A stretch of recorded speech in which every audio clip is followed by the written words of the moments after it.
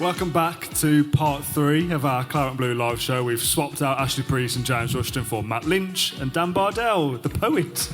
Round of applause, please.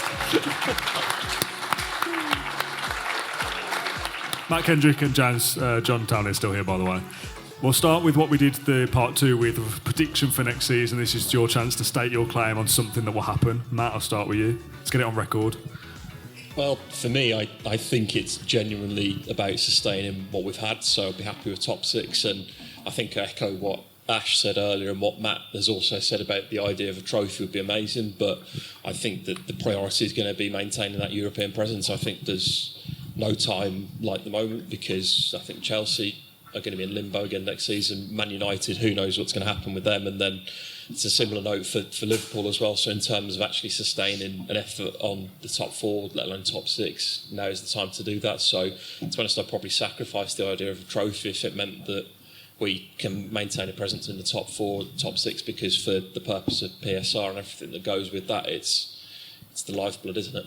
I'll reserve Premier League predictions until I know what the transfer business is. But I think because I look at what Emery's done in Europe previously and I look at what he did at Villarreal, I think, bearing in mind that we beat Manchester City and Arsenal, who were the 2 best teams in the Premier League last season, I think we'll get to at least the Champions League semi-final.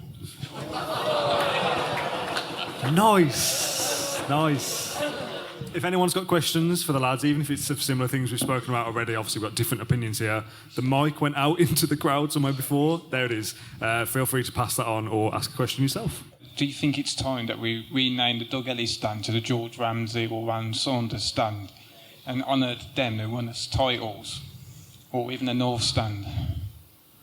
Go on then, Dan, I'll let you go first. Go on then, Matt. I do think that there's a real case for that, and I'll always back the idea that it should be the Whitton Lane stand anyway, to be honest, on the opposite side to that. And for me, the North stand, you throw numerous names that could have that stand named after them. I think that the other case, whilst we're on this topic, should be that there should be a statue of Big Ron somewhere. I think there's many things like that the club could be doing, but I think it's obviously down the line on that front. But the idea of renaming the Doug Ellis, probably no, to be honest with you, just because I think it would cause more hassle than it's worth in places. But I think there's more value in the North Stand, whether that's something 5 years down the line or whether that's now, where there's a real case for that being named after some club legend or some figurehead from recent time. And I think there should be a lot more emphasis on the side of that to showcasing some of these people as well. They've had such a rich history with the club. You've got the McGregor statue at the front, but I think there should be so much more on that side of things as well. I've not really got an opinion on the renaming of stands. It feels a little bit disrespectful in some ways to question the Doug Ellis stand when obviously he's not with us anymore. My thing has always been that I don't think ex-players necessarily get treated with the respect they deserve at the club. I think there should be a dedicated 14 seats in the ground for the players that were in the 1982 European Cup final squad, so that they should always have the option of being at Villa Park, and those seats are there with a plaque with their name on it. That's something that I think is an easy win for the club. Those 14 players that were in the squad that day have achieved the maximum that you can achieve as an Aston Villa player. And when I think it was a Gerrard game, they came on the pitch before the game, but at that time we weren't really that great, and they were going to have the 1982 squad give a guard of honour to the Villa players that were playing at the time, and then they ended up switching it around last minute. But I just think those players have achieved the ultimate that you can achieve at Aston Villa Football Club. So I think there should always be that kind of memory of those 14 seats for those players, and whenever they wanted to come to a game, they should have that seat, because, as I say, they've done the best thing and the biggest thing that you can do representing Aston Villa. I'd have let them have those 14 seats in the dugout during the Gerrard era, to be honest. But I got off them on after about 35 minutes as well. I think it's, again, we spoke earlier about Villa Park staying where it is, staying in situ where it is. That pleases me. I know it doesn't please some, because I think they feel that it constrains us in terms of how we can grow in terms of revenue. I think that's basics, we're celebrating Chris Heck coming out and saying that, but that's basics staying at Villa Park. I think so, but I'm not the one who makes these decisions, but I do think reflecting Villa's history with a proper museum on site, listen, we look like we're on the verge of doing something again and writing a bit of fresh history, but we've dined out on that for a long time, on those 14 people that you've mentioned for a long time. But do people, we see little photo montages of them around the place, but is there a proper place at Villa Park where you can turn up, say, pay your respects? That sounds a bit morbid, but you know what I mean, where you can properly be immersed in the education of what makes Villa great. I'd like to think, I still want the North Stand bulldozed, but Adam Wright over there is just coming to terms with having moving 3 or 4 seats down the line, so I better not bulldoze it yet. But I still think part of the redevelopment, that needs to be something that's key. That heritage, you kind of hit over the head with it every time you get anywhere near Villa Park. You're not going to build a theme park like Tony Jard then at that point as well, just to really ham it up. I like the idea of having 14 seats together, but give it a year or two and they'll all be displaced away from each other anyway and relocated around the stadium. Dan, I know you're dying to talk about the season ticket issues and the lack of communication from the club and the website and all these different things. We've shared a few WhatsApps this week. So here's your platform to talk about that. Like I'm dying to speak about it. Obviously, I've come out and said quite a lot of stuff on social media this week, but I just think the club are struggling to keep up with Unai Emery and how he's got things on the football side. But quite frankly, I think some of the stuff they've done off the pitch in the last 12 to 18 months is absolutely embarrassing. And I don't think that they put the fans at the forefront of their decision making.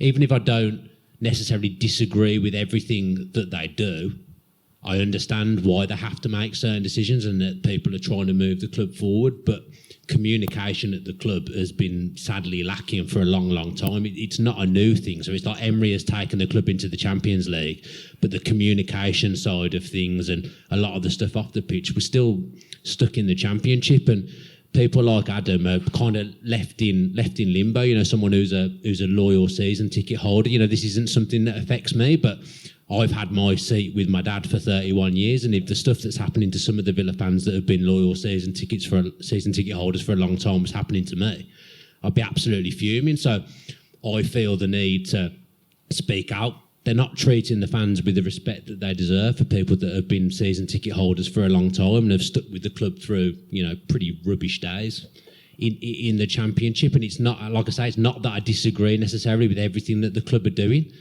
but the communication and they need to get better at that.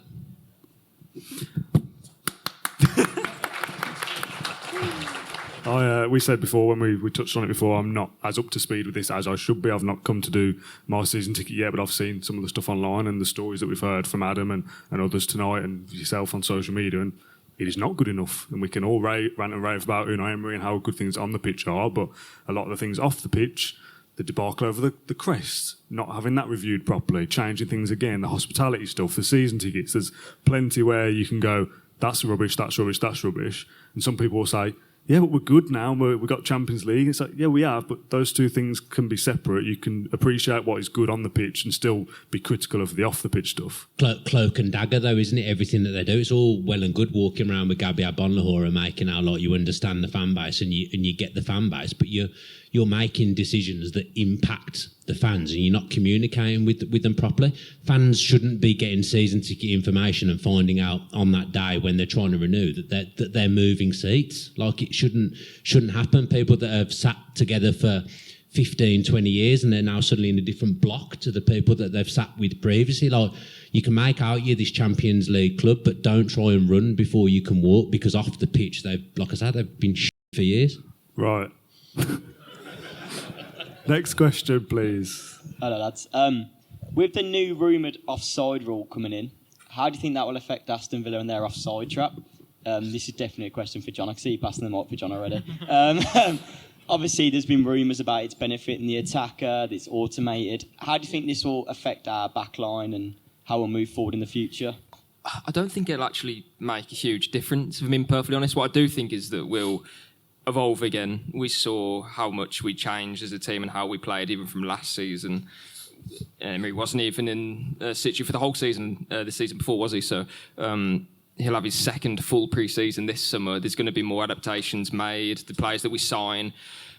I was quite staggered to see that we were I think the 19th lowest in terms of high pressures in the final third, that sort of stuff, and that kind of blew me away a little bit because we have the players to do it, but they almost told me that we weren't doing it for a reason. Whether we sign Conor Gallagher and that changes completely, and all of a sudden Ollie Watkins is pressing the goalkeeper, Gallagher's getting up there, that sort of stuff. So we'll see different evolutions of a Unai Emery team throughout the years. Offside specifically, obviously I don't know, but I don't think it'll have a huge impact because we've seen how good we are with the ball when Torres is standing on the halfway line. Konsa is quick enough to get back. Mings, he obviously has had his injury, but we've seen how well he worked with Konsa. We've seen that photo of Cash, Konsa, Mings and Luca Dean, I think, or Moreno in a row. They know it, that offside trap, like the back of the hand. They know exactly where their teammates are. So I don't think there'll be a huge impact on how we play next season because of the rule. I think the rule's good though at the same time because the offside rule, it's horrible when you're the attacking team and you're offside by a heel or whatever it may be. But no, I don't think it'll have a huge impact. But I'm interested to see how Villa evolve anyway. Yeah, I think the semi-automation stuff is going to be really useful for Unai Emery's offside trap. The stickler's going to be when Arsene Wenger's supposed new system comes in, whereby it's basically you can have a head clear and you'll be onside. That's where the trouble's like. I think, as John said, we'll always be adapting anyway to new ways of working. I think that a lot of clubs will have sussed out the way we operate in terms of the offside trap anyway, and I think that became apparent towards the end of the season, especially Spurs at home, for example. So I think we're going to have to adapt and sort of change anyway the way we go about it. So, but yeah, the semi-automation should hopefully help anyway. Oh, sorry, Dan. I don't know if it's a lighting, but first question: what size are those feet you've got there? They look massive. 10, I think. Really? What's the lighting there? Sorry. You know what they say about big feet? Big nose? Yes. Was that it? What was my question? Yeah. No, it's gone. Sorry. Unbelievable. Has anyone got a question they can remember it? A question, simple question. Will we still be in Villa Park in 5 years' time? Recognising what John did, that excellent resume about the acquisitions to the new board. Will we still be in Villa Park in 5 years' time? Probably, knowing the queues at Whitton Station. Yes, is my gut instinct. Hasn't Chris Heck come out and said that in his lifetime? Yeah. Unless that's his way of revealing some terrible news. My gut instinct is yes, we would still be at Villa Park in 5 years. I think if we were to leave, it would take longer than that to build a new stadium, obviously.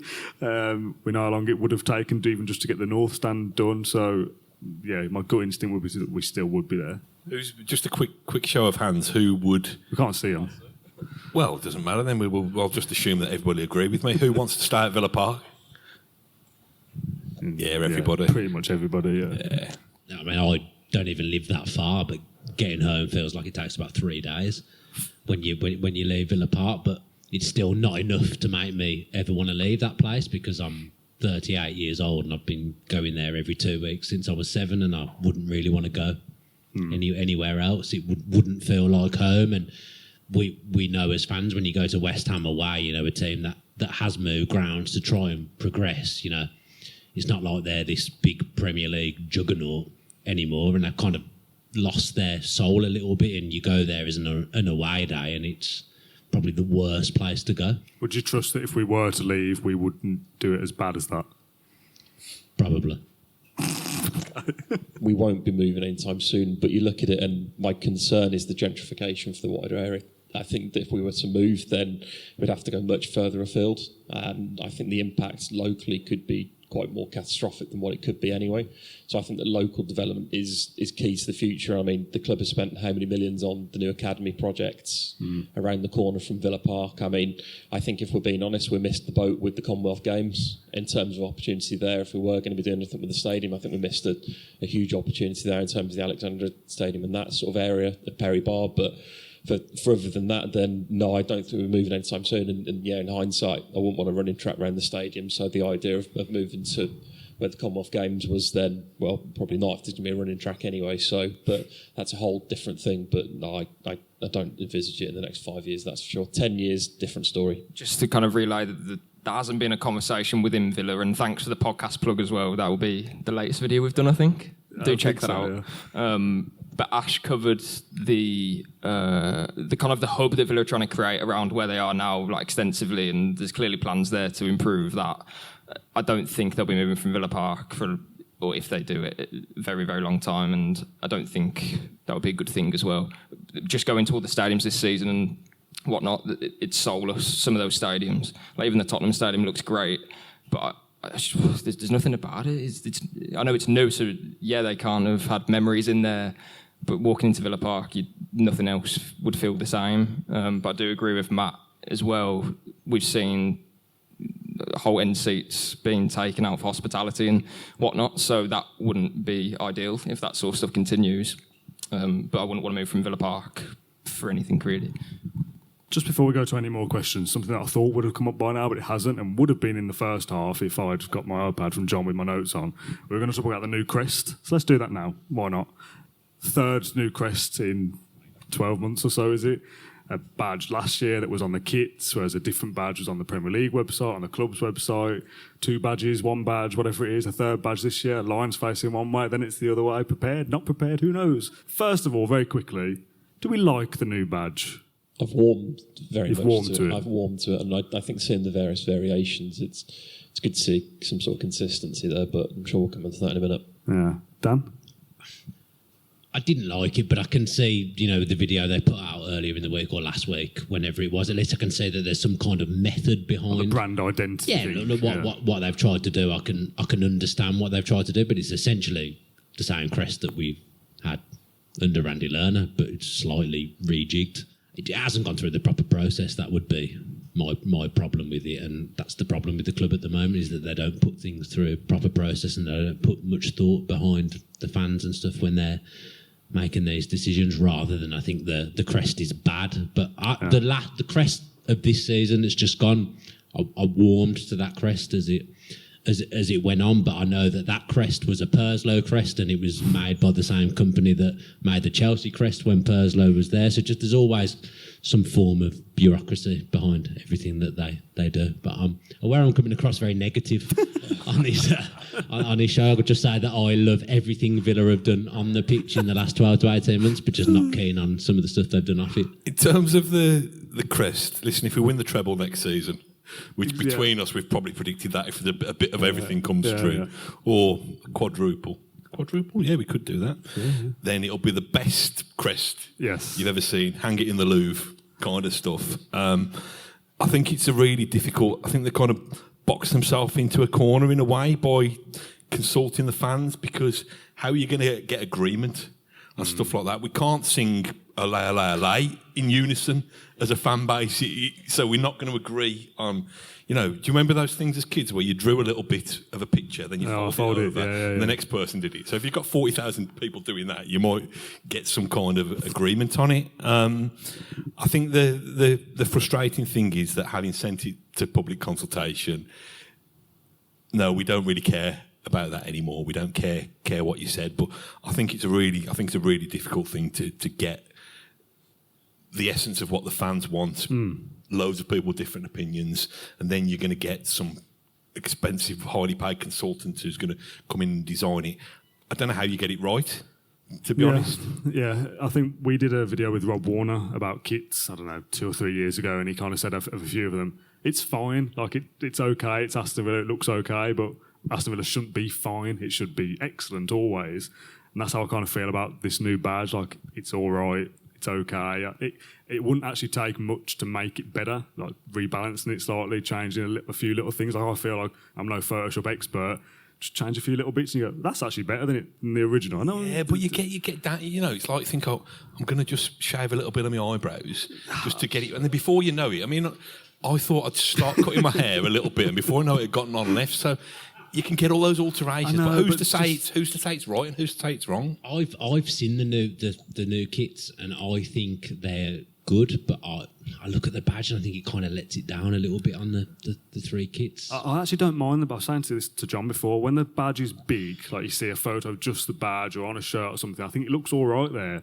But the smaller it gets, the worse it gets. It's too big on the kit, the new kits from what I've seen. Yeah, but like the Premier League website's updated and like the little league table with all the badges, the smaller it gets, it really looks unbalanced. It's really strange. I always think as well, like, you know, when you see people like fans design kits and fans design badges on Twitter, I always think they're better than what the club come with. Like, I don't want to embarrass him because he's here, but Lee, who obviously there are other Villa podcasts if people are interested other than just this one, but like turn the mic off. Lee Haynes, who's here, who sits next to me at Villa Park, designed our logo for 1874 and put like together a presentation and stuff. And I just think it's better than what the club have come up with. And I see kits that people design on Twitter sometimes, and I think that's better than what's there. But there always seems to be like a reluctance to kind of involve the fans. There's the consultation group or whatever it's called nowadays. I used to be part of it, not part of it anymore, but it's never a consultation. It's just like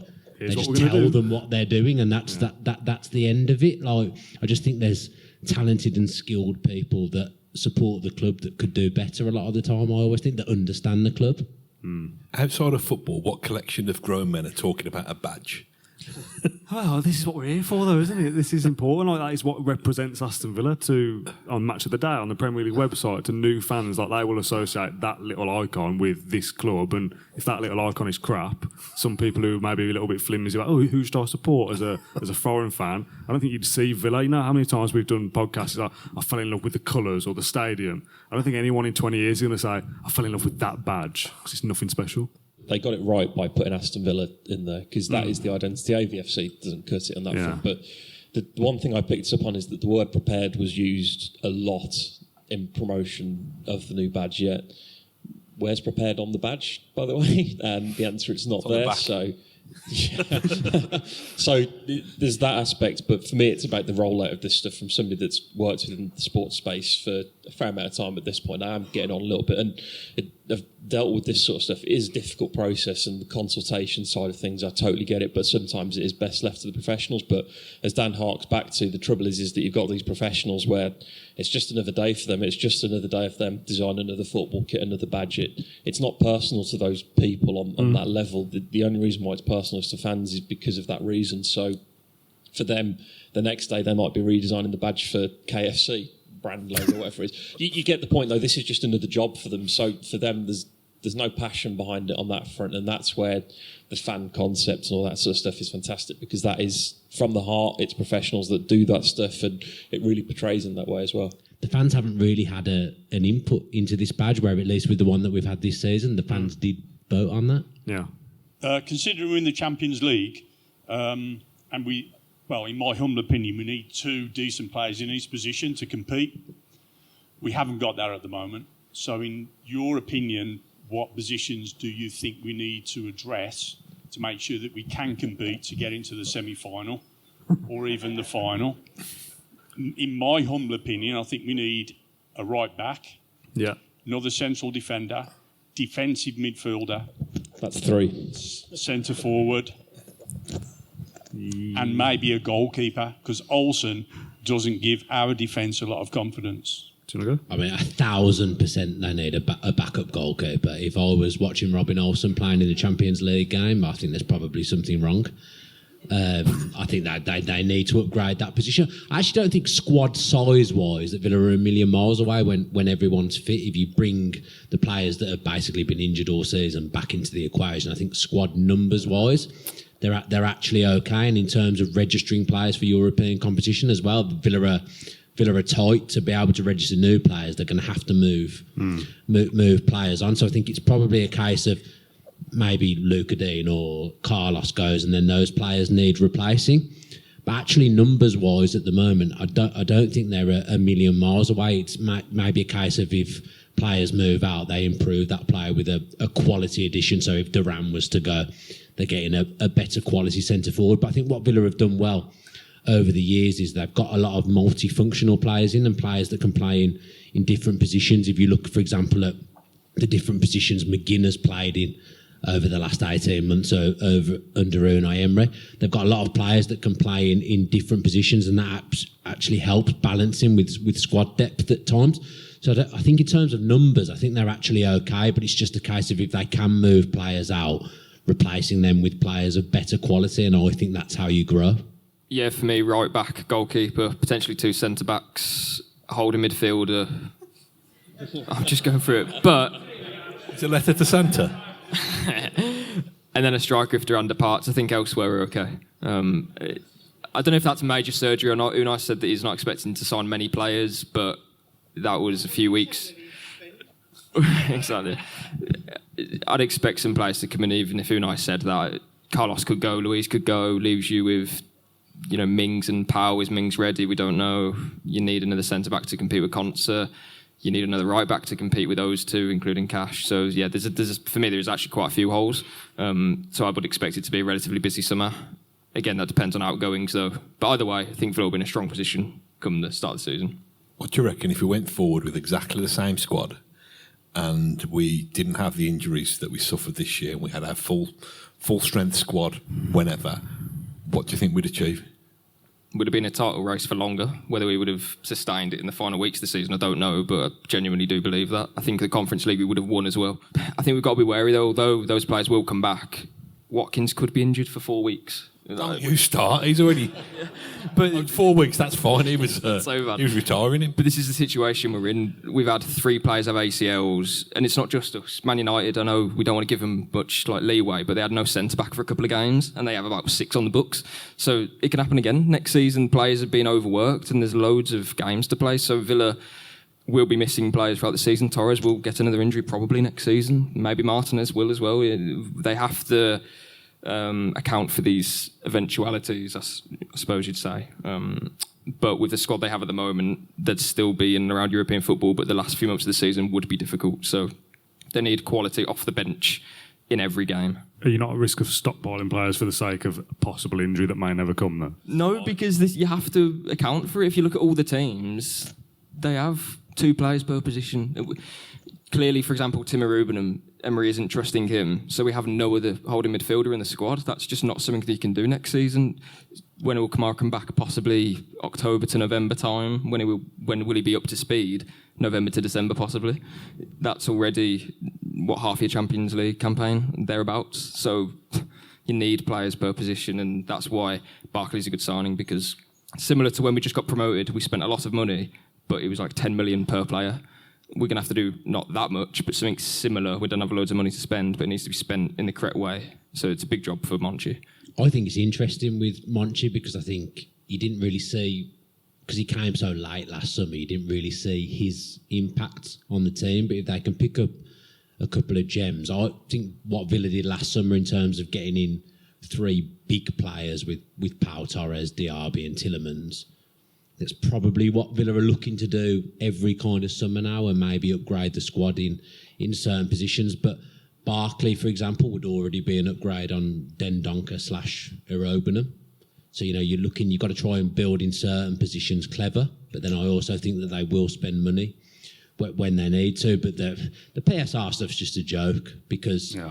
You're almost rewarded for selling a homegrown player with the current rules, and it doesn't make any sense. And we're at a time now where Villa have achieved arguably the best thing that they've ever achieved in my lifetime of finishing top 4 and being in the Champions League, and we're looking at it as in, oh God, we need to sell someone to be able to buy, and that's just not the way that it should be. So football's broken at the moment. We're almost being punished for finishing top 4, but like you guys said earlier, I think whatever we do, I think the big thing is that we've got the right manager that will make the right decisions and knows exactly what he's doing, and ultimately any decision that he makes, I would back at the moment. So as long as we've got him, whatever happens in the summer, I think we'll be okay. But I don't think we're in a position where we need major surgery, because I think even just having the players coming back from injury that we didn't have last season, I think they're an upgrade on what we've had previously.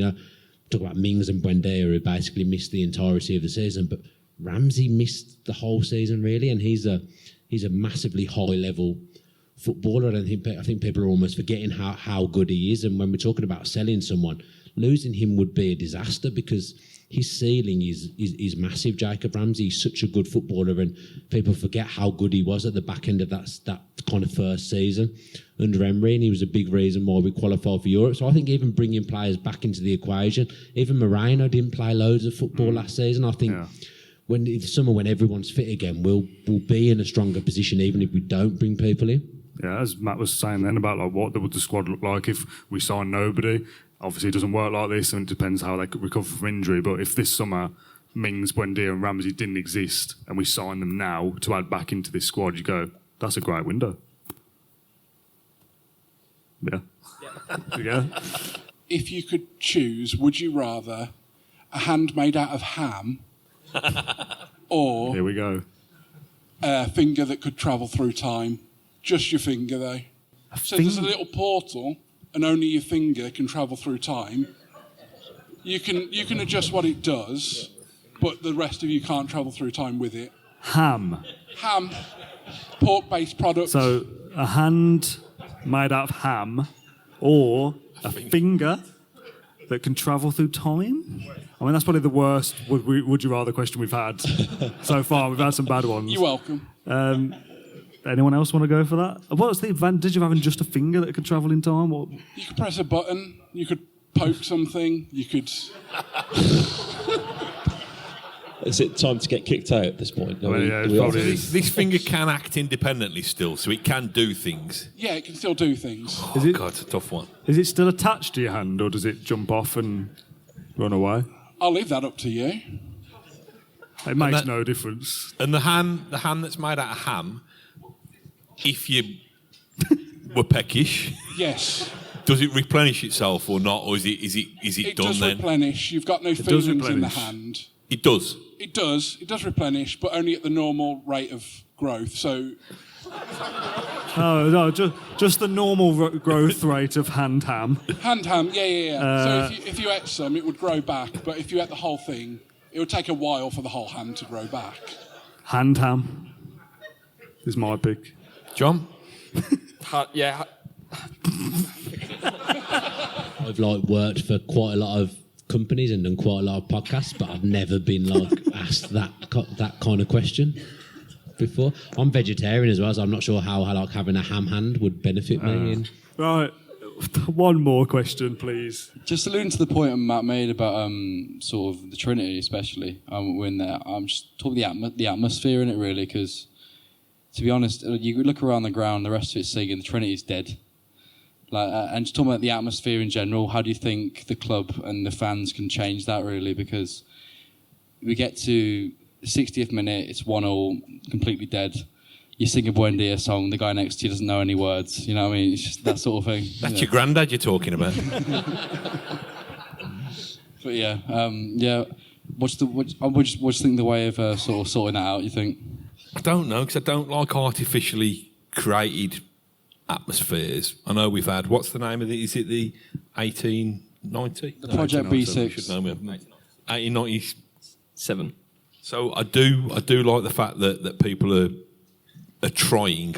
I'd rather efforts to boost the atmosphere be fan-led than club-led, to be honest.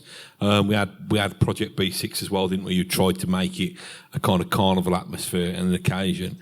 I think we've had this conversation a couple of times previously over the last 18 months where I actually think the fan base has improved by not groaning. I know that's not the same as being full out, full on, supporting and chanting and banging the hoardings and that kind of thing, but I think we've already gone on a journey in terms of being more patient and understanding. I think that was important. The idea of safe standing is really interesting. I think that would help. I don't know, we sit in the top of the Trinity, and I actually thought, was it the Liverpool game? I actually thought there was some. We commented on it, didn't we? There was kind of some new energy that you don't normally experience. But I don't know. I don't travel to that many away games, so I don't have as much to compare it to, like John and some of you guys who go away every week.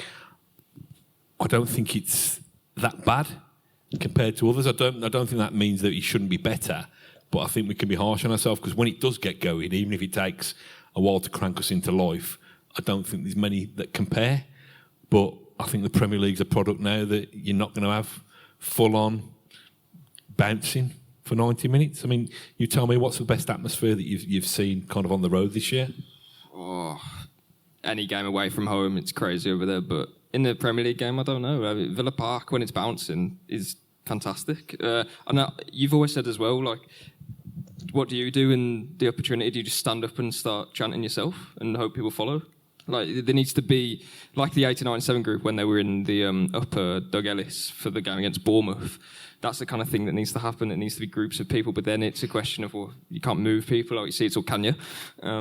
So for a handling fee, we can be moved, John. So I don't know. There's no easy answer to it, but what I would say is, as long as the Hulk's good, I think the rest of the stadium kind of follows that. But having fan groups like 89-7 group is the kind of way to go for me. Does standing up make that much difference to the atmosphere? Because if I'm standing up, my legs hurt and I'm probably less inclined to sing.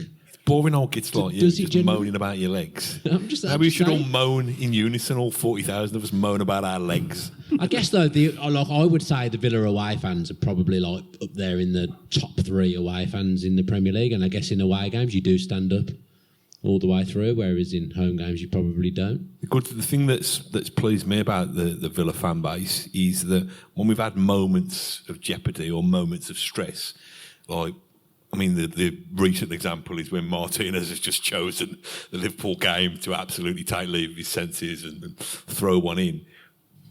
We've got over it. Well, we've not got over it, but we've thought we're needed here, so we've responded to it.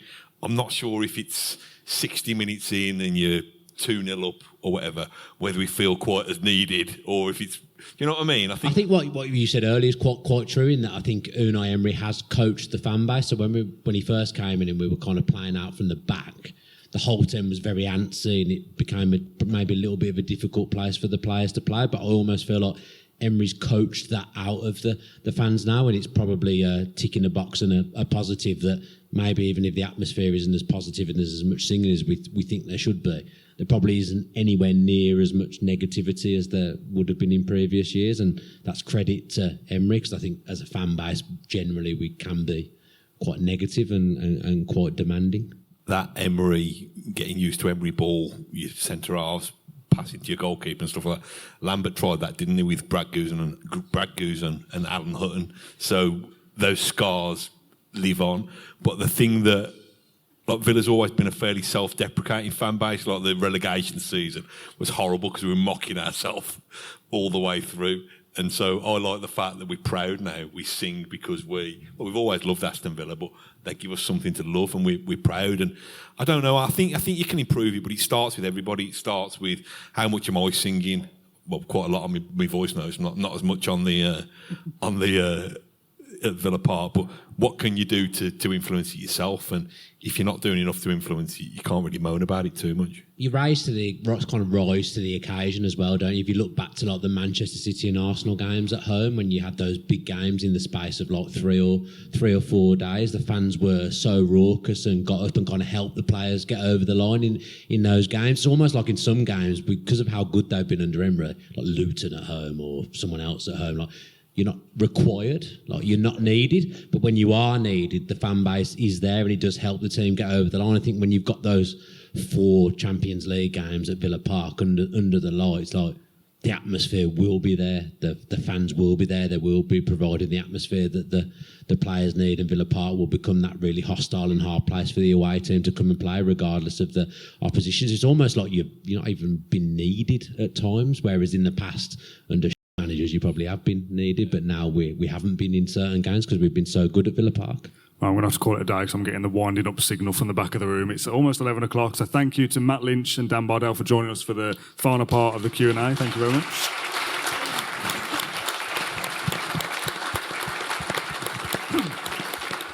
Also, a big thank you to Matt Kendrick and John Townley for joining me for all 3 parts, obviously, this afternoon. And a big thank you to everyone who came out this afternoon, this evening, tonight. Thanks to everyone who came out, took part in the Q&A as well, and actually physically getting up to come and watch the podcast is massively appreciated. So thank you very much.